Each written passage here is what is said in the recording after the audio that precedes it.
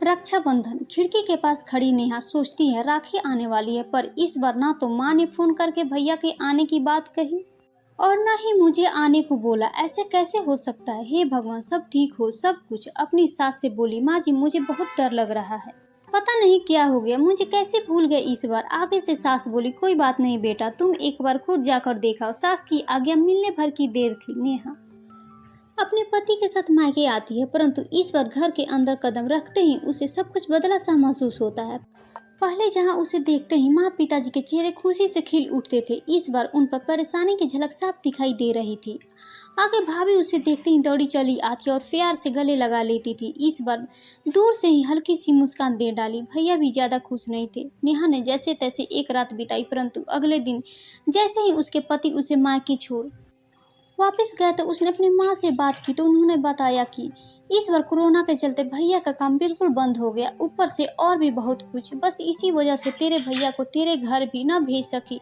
नेहा बोली, कोई बात नहीं माँ, ये मुश्किल दिन भी जल्द निकल जाएगी, आप चिंता ना करो। शाम को भैया भाभी आपस में बात कर रहे थे, जो नेहा ने सुन ली। भैया बोले, पहले ही घर का चलाना इतना मुश्किल हो रहा था, ऊपर से बेटे की कॉलेज की फीस, परसों राखी है, नेहा को भी कुछ देना पड़ेगा।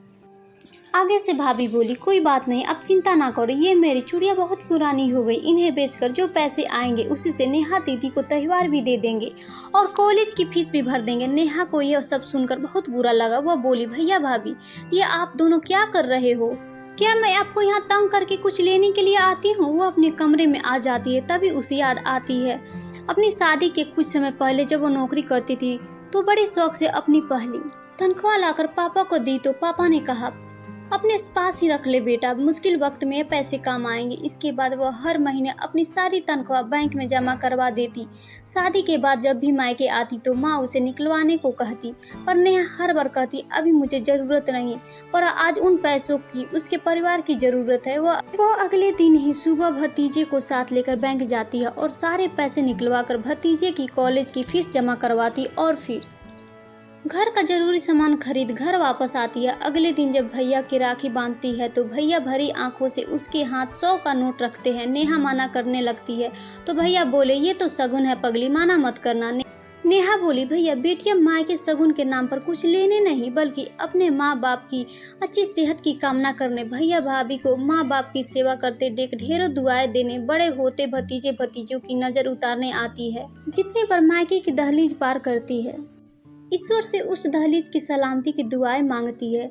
जब मुझे देख माँ पापा के चेहरे पर रौनक आ जाती है, भाभी दौड़कर गले लगाती है, आप लाड लड़ाते हो, मुझे मेरा शगुन मिल जाता है। अगले दिन नेहा मायके से विदा लेकर ससुराल जाने के लिए जैसे ही दहलीज पार करती है तो भैया का फोन बजता है।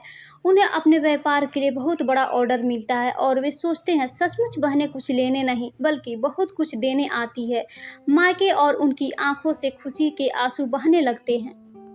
सचमुच बहन बेटियों माँ के कुछ लेने नहीं बल्कि अपने बेशकीमती दुआएं देने आती है।